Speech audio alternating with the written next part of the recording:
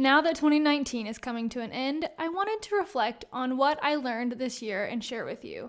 I'd also love if you share one thing that this year taught you as well down in the comments. January taught me to speak up and speak out. While being watered down may help me please everyone, it doesn't give me purpose.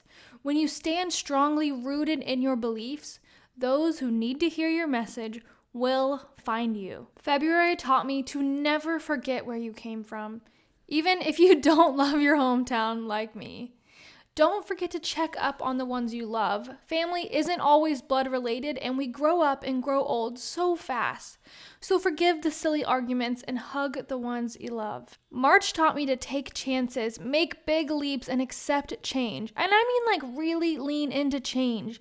Even when that meant packing up our stuff and moving across the country for Noah's new job in California and leaving our safety in Ohio. In April, I started to have more fun. Don't take everything so seriously. Yes, you can hustle hard, but also rest and play hard.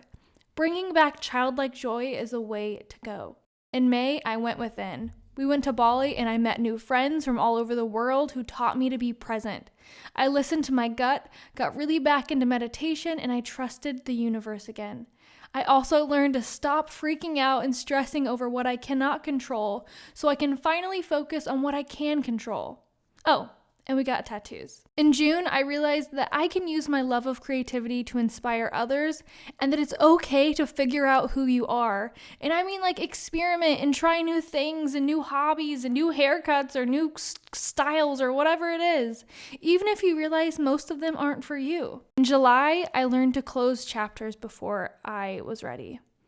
I had to accept that not every single chapter of my life is going to end in sunshine and rainbows, and life isn't always a fairy tale at the ending of every single page, but that you have to accept that people change and you can't control everyone. You can't save everyone. So I had to learn that when it's over, to turn the page and move on to the next one, even if it hurts for a while. So then in August, I let myself feel and grieve. I got really sad and I cried.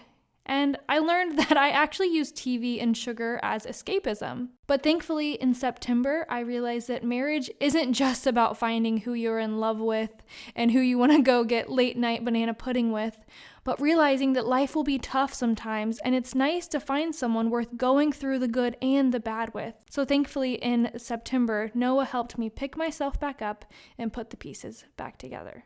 In October, I realized friendship isn't about who you've told your biggest secrets to or who's been there the longest. Friendship is about who comes into your life and says, I'll be here for you and you can lean on me.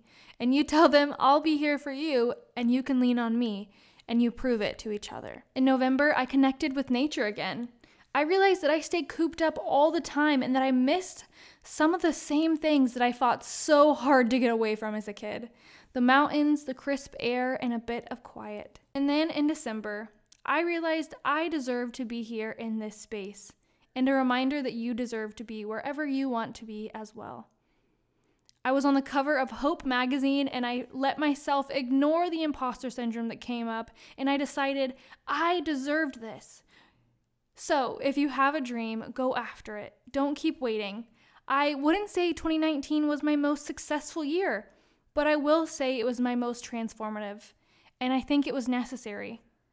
I grew, and now I am ready to take on 2020, and I hope you are too. Thank you so much for those of you who stuck around and supported me through this year, especially considering I took 8 months off. I love you so much. Make sure to comment one thing you learned down below. Make sure you're subscribed with notifications on so you don't miss any videos, and I will see you next time.